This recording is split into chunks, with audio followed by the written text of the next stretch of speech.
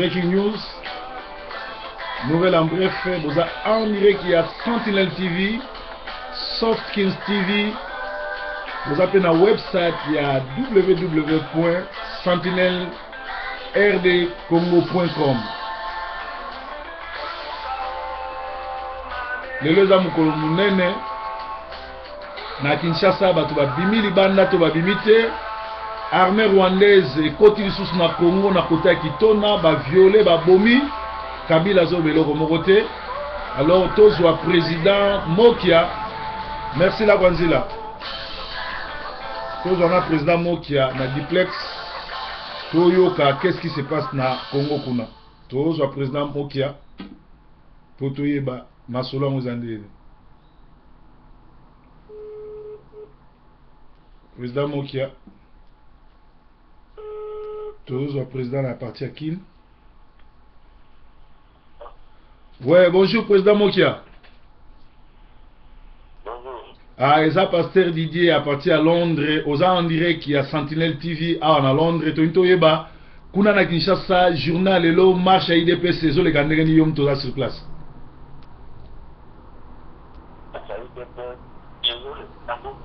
Ouais. Pendant tout, Kabila a joué position confiance. Avec la position à suivre la position dans la foule. Il y a moi la marque de discuter.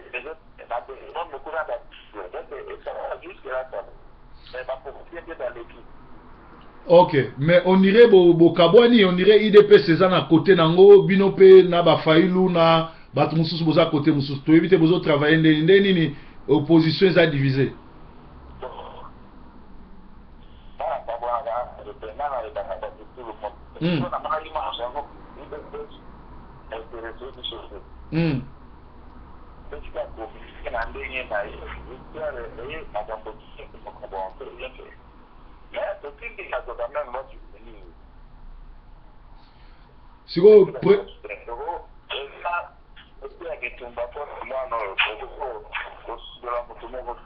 Ok.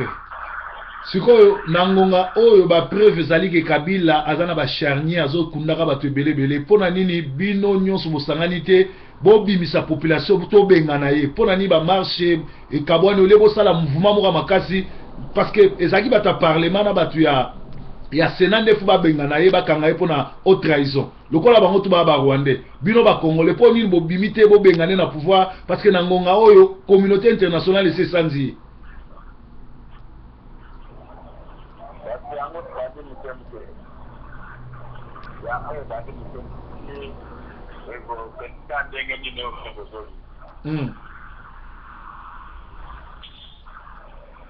Allô?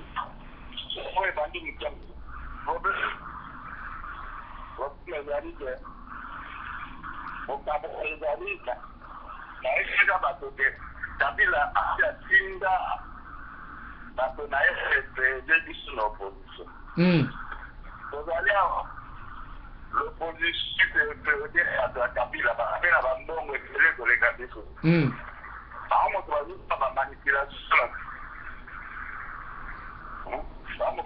manipulation.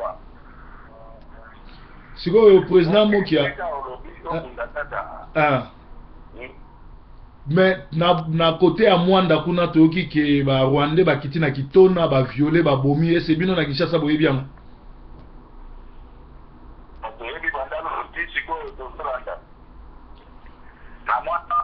Na Mwanda.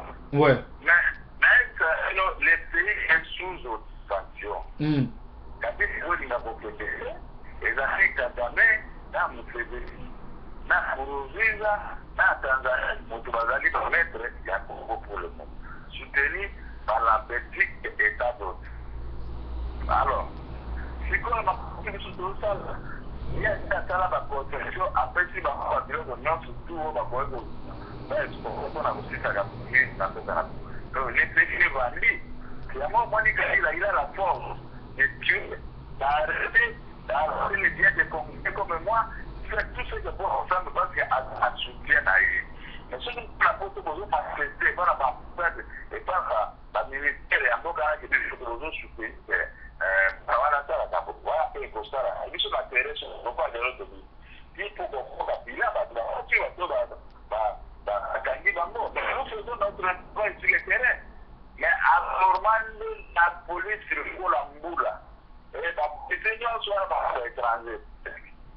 ce sont pas des policiers congolais pour comprendre que ce sont des étrangers qui gèrent la vie de tout ça. La police n'a pas la même chose. Sur la délire, c'est ça. Là, il y a surpris ma policier ou là, y compris congolais. Alors, qu'est-ce qu'ils ont fait? C'est-à-dire qu'il exploite les pays même mercenaires. Pour être mercenaire, il est difficile tout ce qui bouge. Et comme il sait qu'il est soutenu. Alors, ce que vous dites, c'est ça, mais vous avez mis le lot, vous avez beaucoup fait beaucoup. Bien sûr, je sais la mort, et je sais, ça y est, parce que vous êtes, là, vous êtes des personnes presque partout. Mais vous ne parlez pas dans ma auto, la marche de ça, en Afrique. Ce sont deux choses différentes. La pose dans l'association, au début, il y a beaucoup de temps, mais awa, les alliés, vous dites, la police limite pour la gouvernement réellement. Mais la police va combattre. Bah, on protège bien.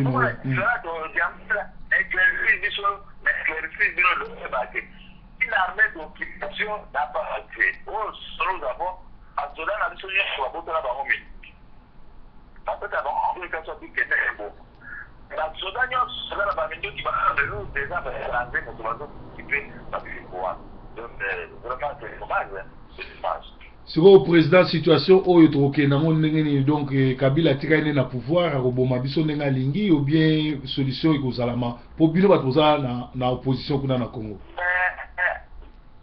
Le quoi c'est aujourd'hui de que à Roboma ba réunion surtout Roboma ba surtout. Après nous on va pour bon. Ouais. Pourquoi les bandits vont organiser sur place. Donc mon data qui est acquis. Donc même il était chaque fois sur ensemble.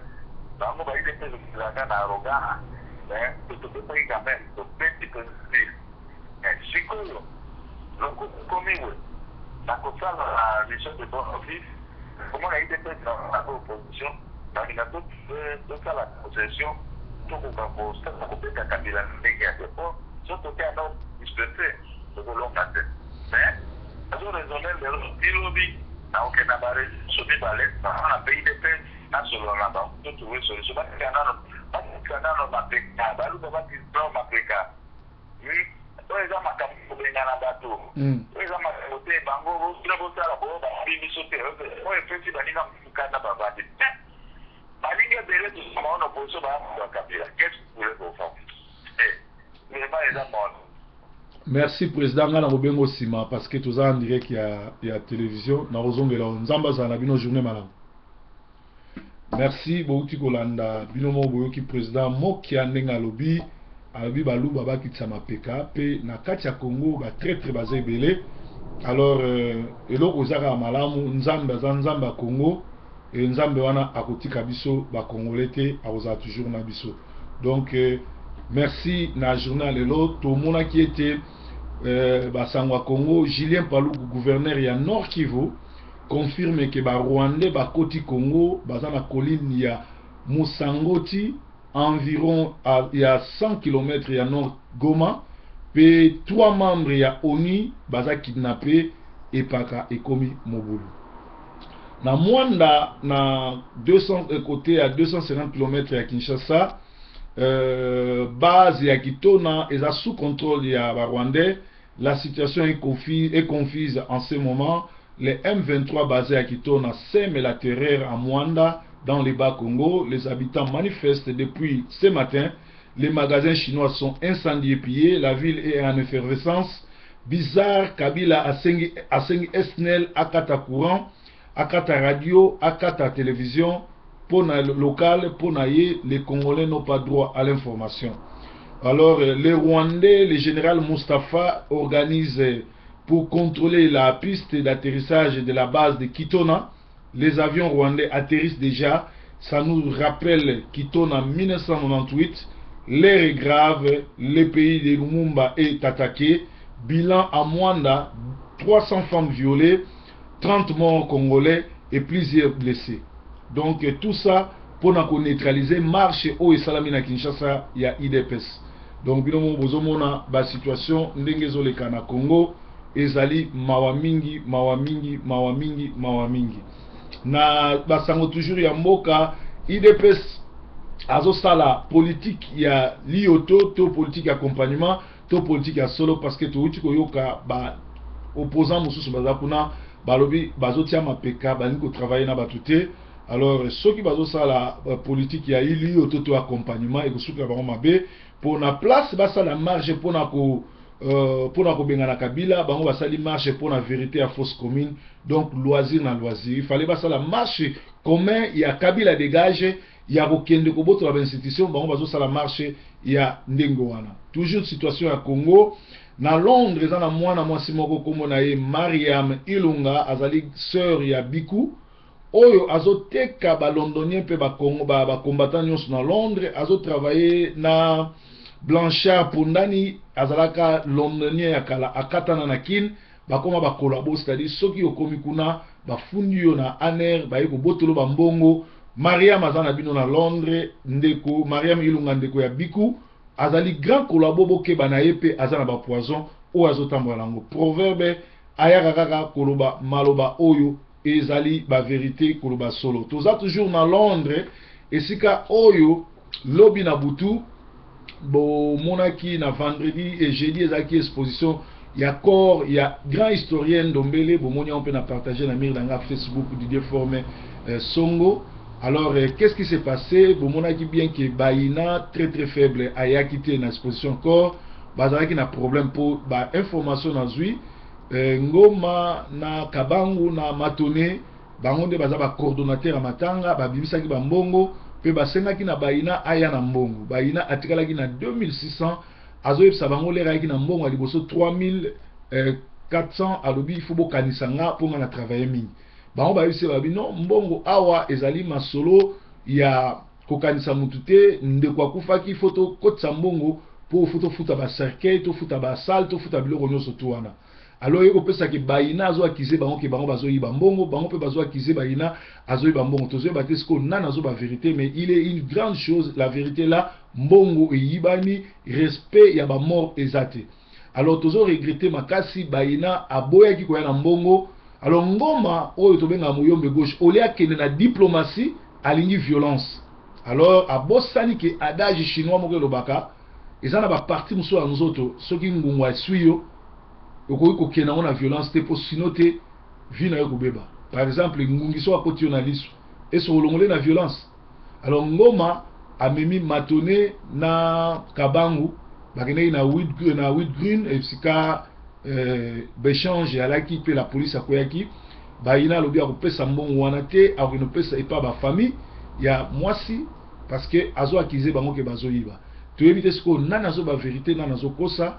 Alors to yoki bato bazaki na sala balobi ngoma zolela botika kofinga ezana mutu moko azofinga te information na TV bapesaka masolo ezoleka so babi ngoma yibi bafingi ete yenge ngoma atika muyibi azongisa bambongo nyonso to ya communauté azala sincère atika violence mutu moko te ya kodénoncer mutu za muyibi te neti sikoyo tozoloba ke Matone kisa Kabangu badisitaki lobby na wheat green bango na Baïna très fort même la police ayaki et c'est ba fingi mutu to pesi information pour batu bazalaki wana nde babengi biso pour babiki proverbe azali kolobela masolo ya communauté pe tozo senga na Baïna soki ya solo esprit na ye alike bandeko mususu groupe ngoma bayibi mbongo mingi aboyi ke bayiba su mbongo wana ke azui ide ya malamu ke mbongo wana akopesa mwasi ya Philemon Ndombele na famille ya Philemon Ndombele eza ide ya malamu abenga quelques Congolais bazala ba témoin ba mona ndenge akelotika mbongo wana mais bolongola ba idée ya mbongo matanga balongba kanisela yo obima ganki obima boy na boy ezo sala propreté po ezo sala soni c'est-à-dire o ezali masolo elekaki lobby okoyoka ngo nulle part ailleurs kaka na breaking news parce que toza na ba antenne partout oyo bazotala bino bazokengela bino bayebi makambo na bino pe toyebi yango. Alors Tchatumba na Bishop Élysée bokangelanga bango partout bokomona bango toto délivrer bango parce que Tchatumba na Élysée bazali moko bandoki pe bato misala mabe oyo baza ba collabo soko tali bango bien bomona ke baza vraiment na ba problème spirituel.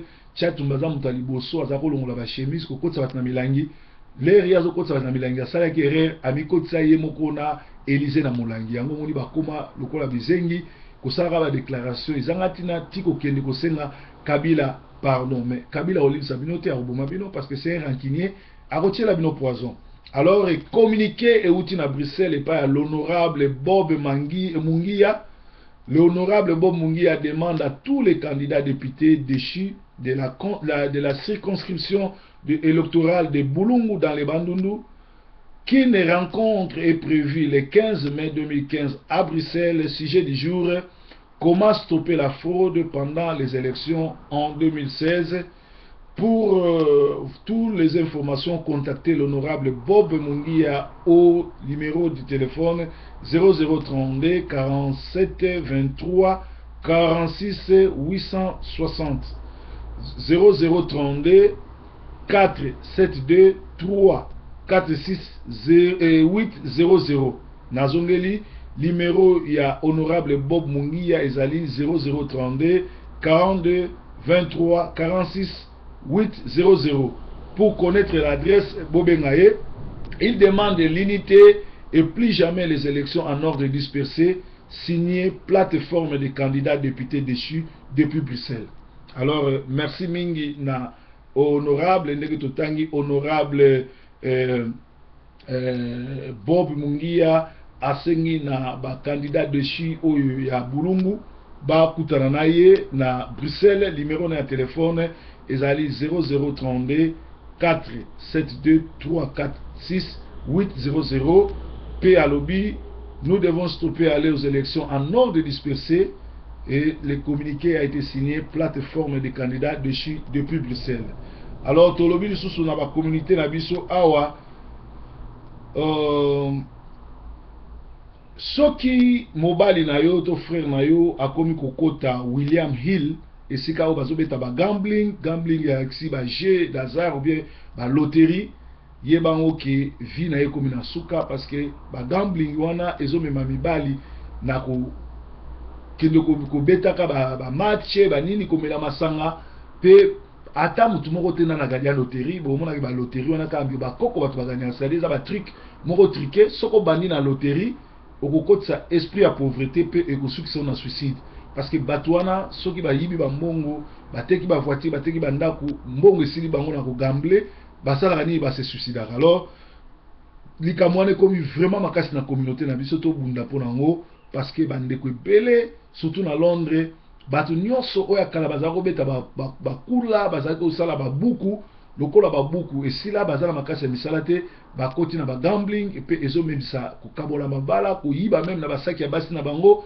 ko yiba mbongo bana ko kota na ba buku ko tia des ordres likola ba gambling pe misusu mingi je crois bazo yiba ba mbongo matanga pona ko betaka ba gambling wana eza malamu te. Donc eloko to linga to lo ba wana na Germany kuna na Munich odika bango grand ekobiste mutu misala mabe oyo to suspenda awa abeta so ba concerté mais ba pasteur ya misala mabe lokola ye bazo fondre les portes pour na robeta ba concert azana concert na Munich mboka oyo ngamu na fabrika ngamu na salango na pesi ordre bo boycotter parce que frère wana c'est pas un frère mais c'est un gangster, un écobiste.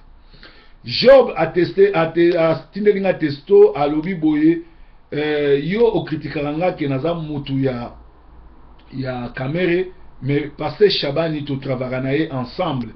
Alors pour la nuit au lobarate alors du peuple na yoki basangwango ebele bato ebele ba lobi ango Jean René pe asalaki émission à lobi ango malgré Jean René tisiko tozui na convocation il y a la police était et puis il y a JJT pe tozo senga na yo otika komela bangi pe zongisa mbongo ya matanga oyo zwaki.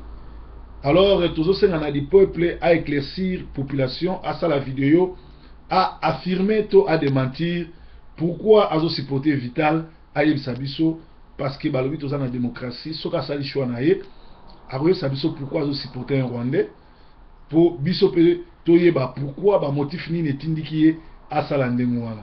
Alors to pesi ba communiquer nyonso to lobaki ete Julien Paluku a confirmé incursion rwandaise na Goma pe bazali bongo na mboka Musangoti na kati ya parc Virunga ezali bongo na 3 membres ya ONI oyo bazali bongo kidnappé par les Rwandais pe na Kitona tolobi ete ba kotaki depuis lobby ba récupérer Kitona, ba récupérer Nani Mwanda, ba violer plus de 300 mamans, puis 30 morts congolais.